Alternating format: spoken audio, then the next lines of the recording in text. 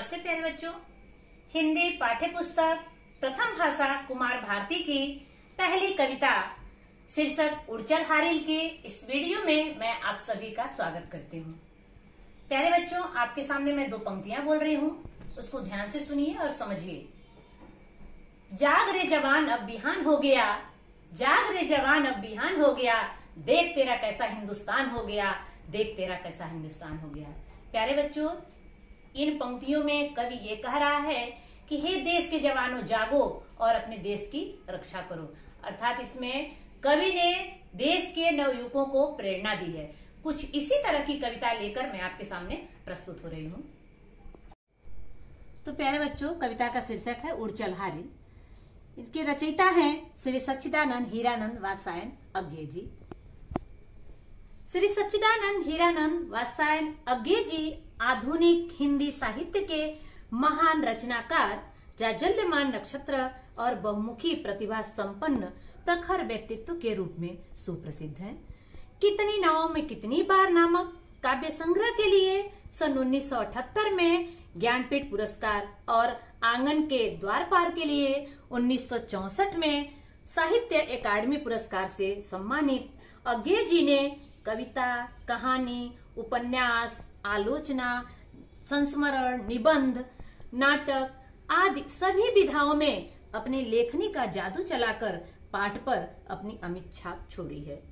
उड़चल हारिल कविता अज्ञे जी के काव्य संग्रह इत्तलम में संकलित एक कविता जो सन 1946 में प्रकाशित हुई थी। आइए प्यारे बच्चों, भावार्थ जानने से पहले सर्वप्रथम अपनी कविता के मुख्य पात्र हारिल पक्षी के बारे में जान लें। हारिल पक्षी महाराष्ट्र का राज्य पक्षी है। इसे अंग्रेजी में येलो फुटेड ग्रीन पिजन या फिनिक्स भी कहते हैं।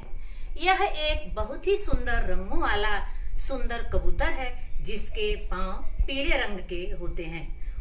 यह ऊंचे ऊंचे पेड़ों वाले जंगलों, सदाबहार जंगलों में पाया जाता है। हारिल पक्षी अक्सर सड़क के किनारे पाए जाने वाले पीपल और बरगद के पेड़ों पर अपना घोंसला बनाते हैं। ये सामाजिक पक्षी होते हैं और हमेशा समूहों में ही उड़ान भरते हैं। सुबह के वक्त इन्हें सबसे ऊंचे पेड़ों की शाखाओं पर बैठा हुआ देखा जा सकता है।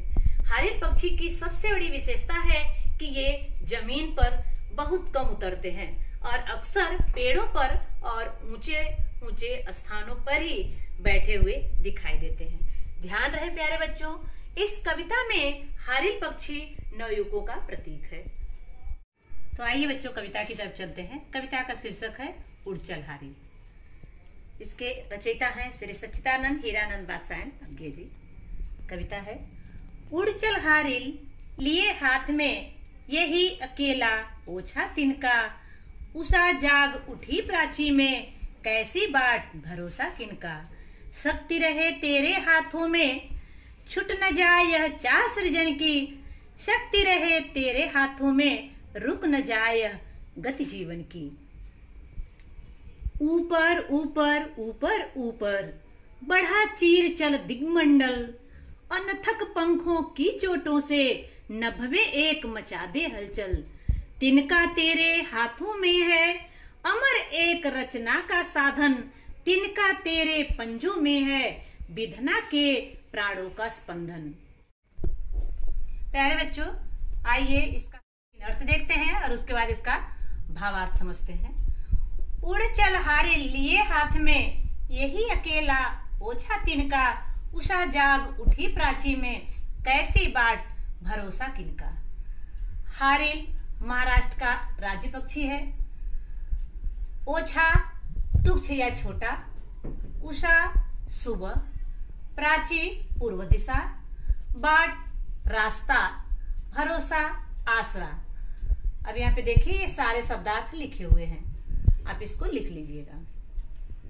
अब इसका भावार्थ समझते हैं। उड़चल हारिल लिए हाथ में यही अकेला ओछा तिनका।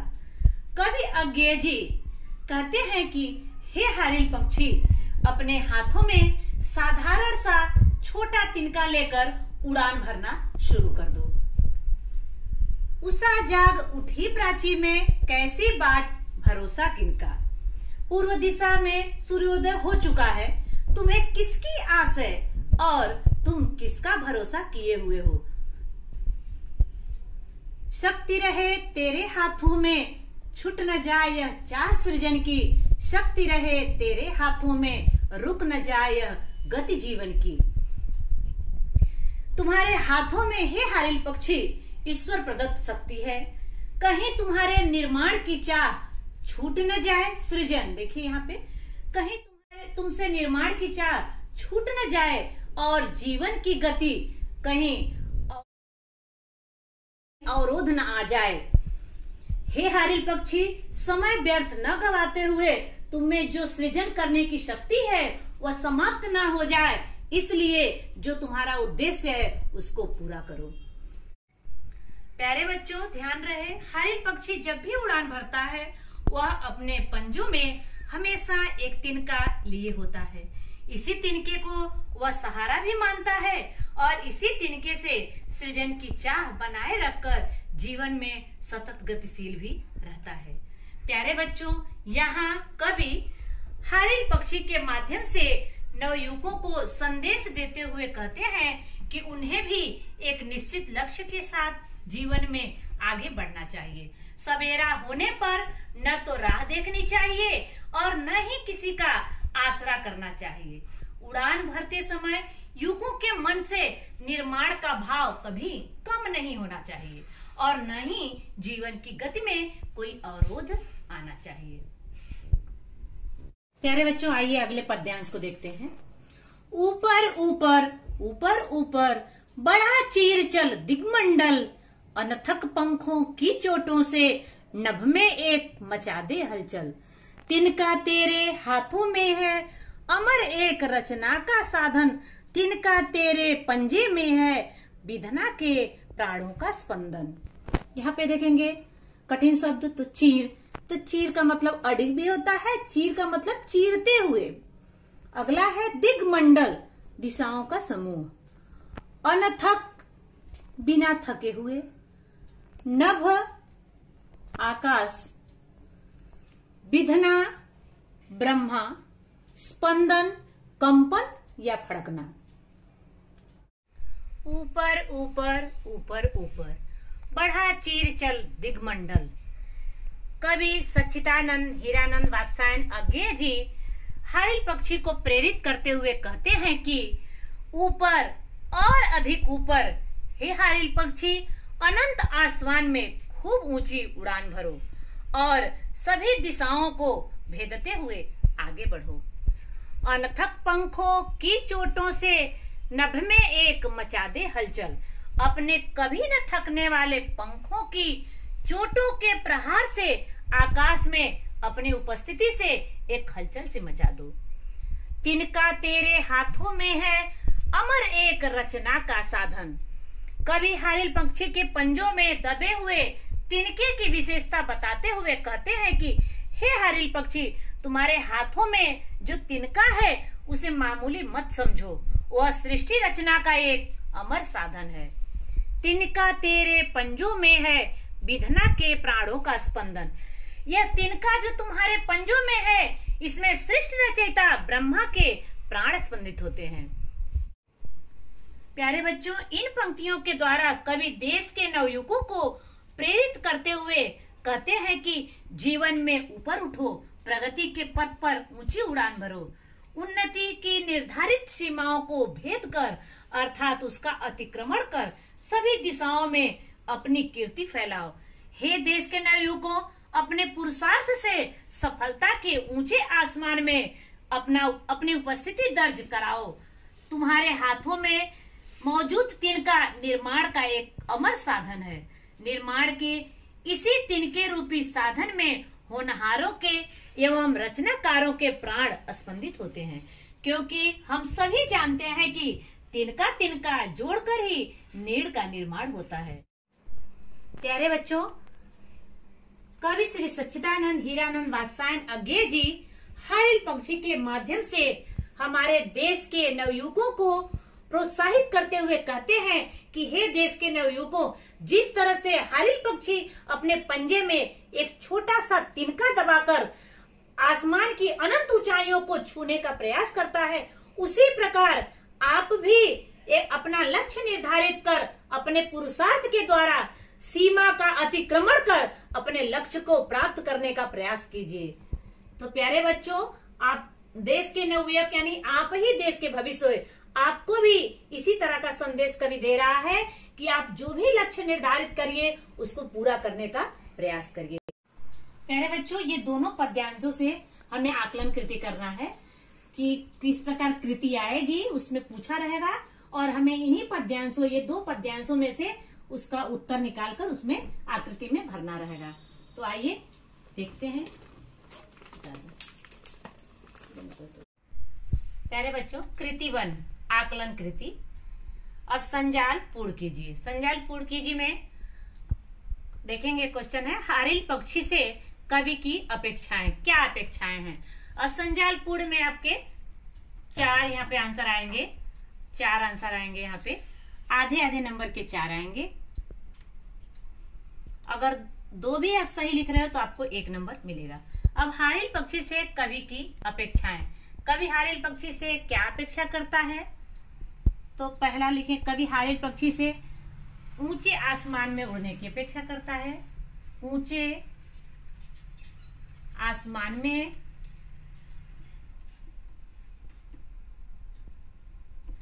में उड़ने की अपेक्षा करता है।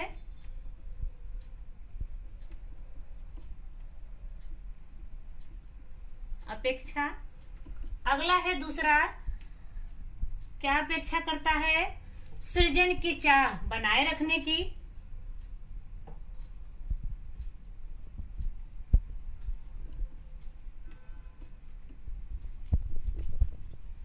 सृजन की चाह बनाए रखने की।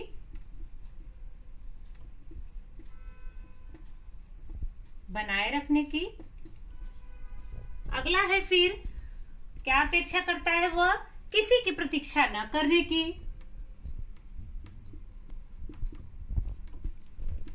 किसी की प्रतीक्षा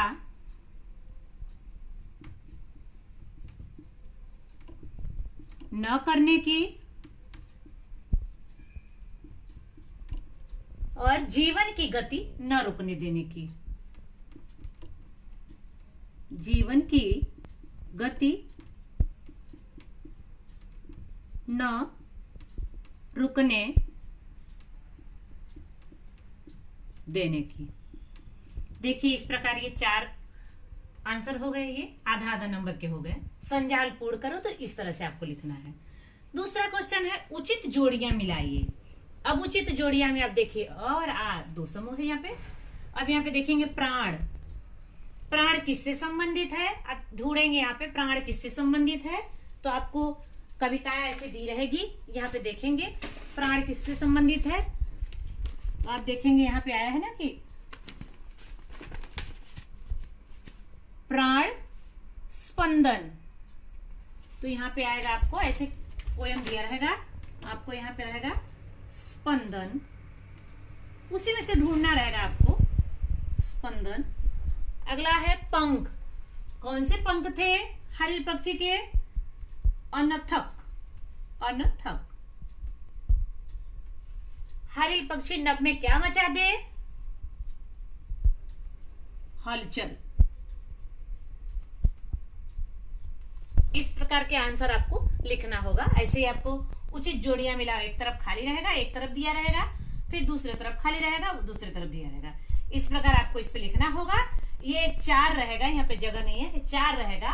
और कितने नंबर का रहेगा आपका, आधा आधा नंबर का। ये आधा आधा नंबर का रहेगा। एक और रहेगा यहाँ पे। अगला देखेंगे,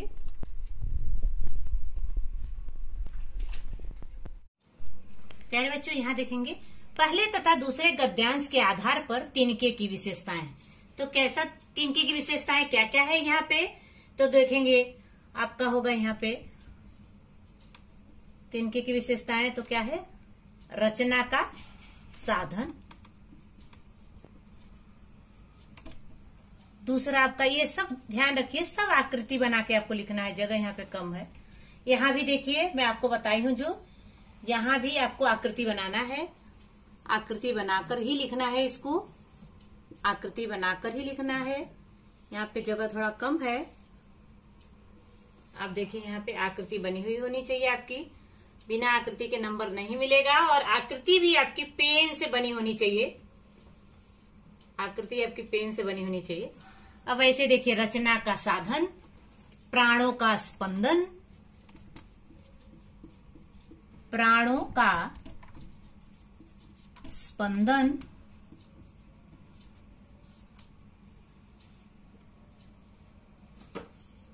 अगला आपका होगा ओछा तिनका,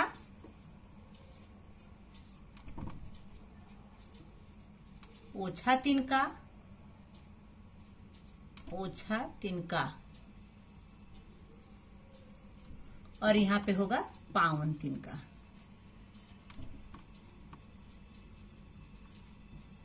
पावन तिनका कि मैं आपको बता रही हूं, लेकिन आपको आंसर खुद लिखना है। कि मैं आपको बता रही हूं, क्वेश्चन है, आंसर फिर लिखना है। मैं मिटा दूंगी इसको। अब देखिए, ऐसा आएगा आपको 1 नंबर का, आधे आधे नंबर का होगा ये, यहाँ पर भी, और ये भी आपका आधे आधे नंबर का होगा। आधे आधे नंबर का होगा, ये भी आधा नंबर, ये भी देखिए, ये भी आधा नंबर होगा, ये भी आधा नंबर होगा, यहाँ भी आधा नंबर होगा, और यहाँ भी आधा नंबर होगा। अब आएगा यहाँ पे निम्न 2 ऐसे प्रश्न तैयार कीजिए जिनके उत्तर निम्नलिखित शब्द हो। ऐसा प्रश्न हो जिनके उत्तर में ये आए। अब जैसे मैं लिखी हूँ प्राची, तो प्राची में आप लिख सकते हो कि सूर्य किस दिशा से निकलता है। तो प्राची मतलब क्या था? पूर्व। तो सूर्य किस दिशा से निकलता है, तो यहाँ पे क्या आएगा? प्राची आ जाएगा। और फिर रक्षाबंधन किस प्रकार का त्योहार है, या रक्षाबंधन को कैसा त्योहार मानते हैं, तो रक्षाबंधन एक पवित्र या पावन त्योहार है। उसका उत्तर उसमें आ गया। ऐसे आपको उत्तर आएगा, आपको प्रश्न बनाना होगा। अगला क्वेश्चन है, हारिल की शक्ति संबंधी कवि की अपेक्षाएं।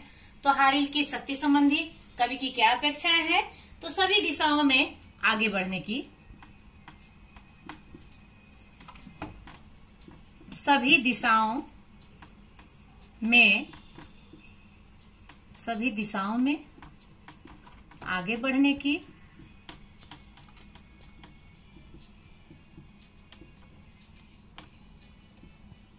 आगे बढ़ने की, ये भी आपकी आकृति आएगी।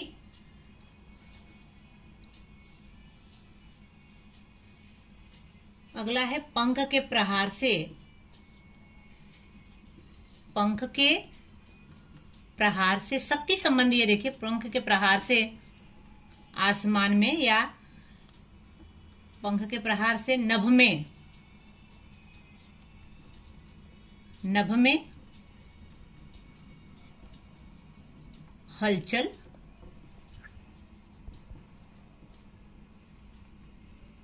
मचाने की। अब ये भी आपको आकृति बनाना है। आकृति पेन से बनाना है, प्यारे बच्चों, ध्यान दोगे। हो गया। अगला क्वेश्चन है छठा, हारिल को कवि की सलाह।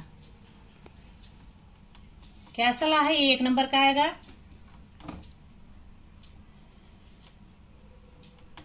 हाथ में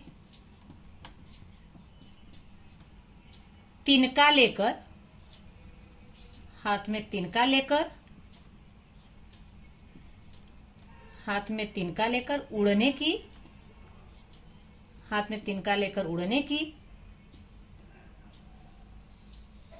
तिनका लेकर उड़ने की, और किसी की प्रतीक्षा न करने की, किसी की प्रतीक्षा न करने की, किसी की प्रतीक्षा न करने की। यहाँ पे देखेंगे प्रतीक्षा एक जगह और आया था, वो बड़ी ही होगा वहां पे, यहाँ पे होगा प्रतीक्षा आया था, किसी की प्रतीक्षा, वही वहां भी आंसर आया था न करने की, यहाँ पे भी हो जाएगा। किसी का क्या, हारिल को कवि की सलाह, क्या सलाह है? हाथ में तिनका लेकर उड़ने की, किसी की प्रतीक्षा न करने की। प्यारे बच्चों, मैं आंसर बता दी हूँ, लेकिन आपको खुद लिखना होगा। ये मैं मिटा दे रही हूँ, आपको खुद लिखना है। ये आंसर खुद लिखना है। ये इसी प्रकार लिखोगे, मैं सिर्फ तरीका बताई हूं, इसी प्रकार लिखोगे।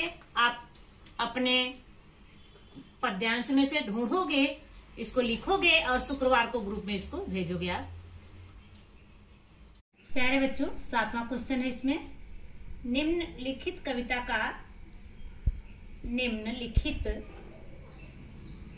कविता का भावार्थ लिखो। कविता का भावार्थ लिखो। वो आएगा आपको 2 नंबर का भावार्थ लिखना रहेगा। अब भावार्थ कौन सा लिखना है, मैं आपको कविता और नीचे कविता दी रहेगी।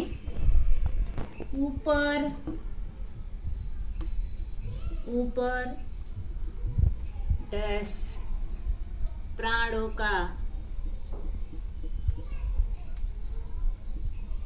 का स्पंदन, इसका आपको भावार्थ लिखना रहेगा। ये आपको 2 नंबर का आएगा।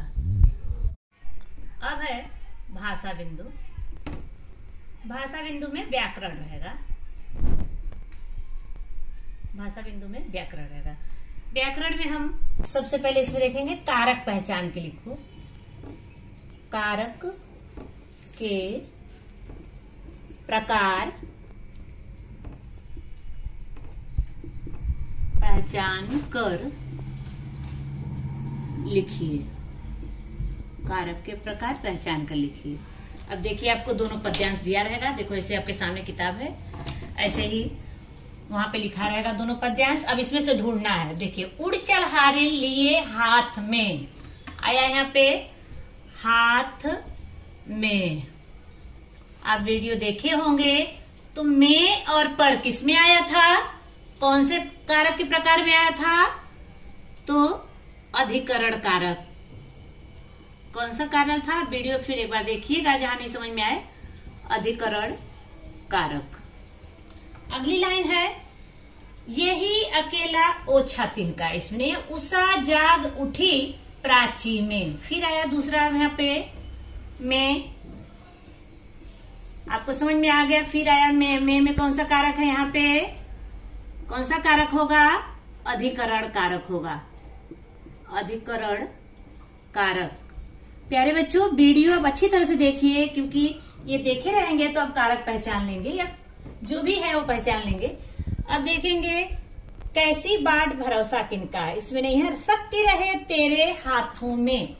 फिर यहाँ आ गया हाथों में, लगातार इसमें आया है अधिकरण कारक। हाथों में अधिकरण कारक। अधिकरण कारक। छूट न जाय चाह सृजन की। अब यहाँ पे आ गया सृजन की। अब यहाँ पे आप पढ़ चुके हैं कारक में, जहां पे काकी के रारी रे आएगा, दोनों संज्ञा होंगी। दोनों संज्ञा को जोड़ने का काम काकी के और रारी करता है। वहां पे कौन सा कारक होगा। प्यारे बच्चों, अगर वीडियो ठीक से देखे रहेंगे तो आपको समझ में आ जाएगा, संबंध कारक। अगला है, फिर यहाँ पे देखेंगे, ऊपर ऊपर ऊपर ऊपर बढ़ा चीर चल दिग्मंडल। अब देखिए यहाँ क्या दिया है, दिग्मंडल। अब यहाँ पे ये संधि है। कौन सी संधि है, यहाँ पे पहले संधि विच्छेद करेंगे। अभी हम लोग पढ़े नहीं, पढ़ेंगे।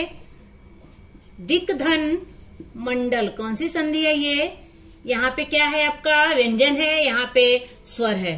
तो जहां पे पहले शब्द का अंतिम अक्षर व्यंजन होगा और दूसरे शब्द का पहला अक्षर या तो व्यंजन होगा या तो स्वर होगा, वहां पे कौन सी संधि होगी, तो वहां पे व्यंजन संधि होगी। व्यंजन संधि। अगला है, फिर देखेंगे यहाँ पे अनथक। फिर यहाँ पे आ गया, अब यहाँ क्या है, ये संधि है। ये क्या थी, संधि। फिर यहाँ पे क्या हो गया, ये आपका समास हो गया। समास आया है। यहाँ पे क्या आया है, अनथक। अनथक न थका। कौन सा समास होगा, हम लोग पढ़ चुके हैं। कौन सा समास होगा, यहाँ पे तत्पुरुष का 7वां समास होगा, न्य तत्पुरुष। न्य तत्पुरुष समास, क्योंकि यहाँ पे देखेंगे यहाँ पे जो उपसर्ग है वो क्या लगा हुआ है, अन लगा हुआ है। अब आगे चलते हैं, देखेंगे अनथक पंखों की चोटों से। अब यहाँ पे फिर कारक आ गया, पंखों की,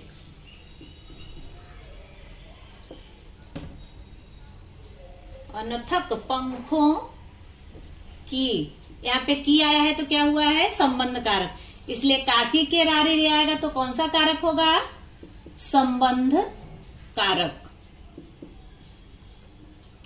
फिर चोटों से, किससे, चोटों से।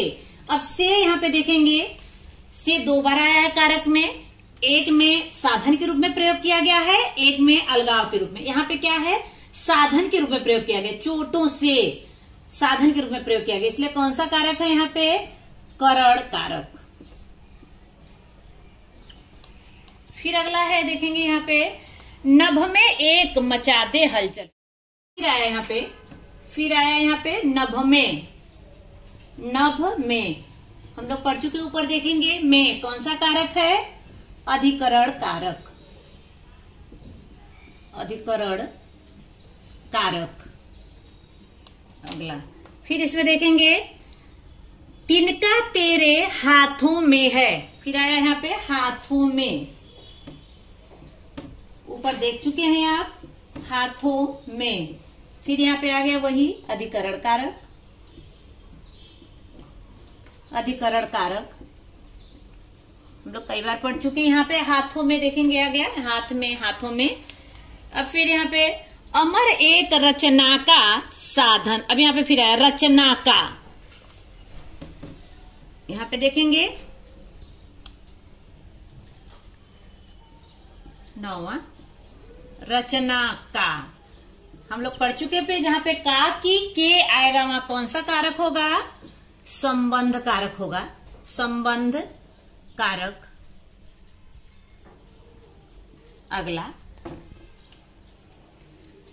तिनका तेरे पंजे में है। अब देखो फिर यहां आया पंजे में मुझे लगा आप समझ में आ गया होगा, कौन सा कारक है, अधिकरण कारक है, अधिकरण कारक।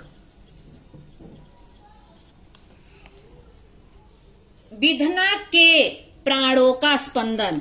अब यहाँ पे देखेंगे विधना के, विधना के, काकी के जहां पे आया वहां पे कौन सा कारक होगा, संबंध कारक, संबंध कारक। फिर आया है प्राणों का स्पंदन, प्राणों आ गया यहाँ पे, प्राणों का कौन सा कारक आया यहाँ पे, संबंध कारक।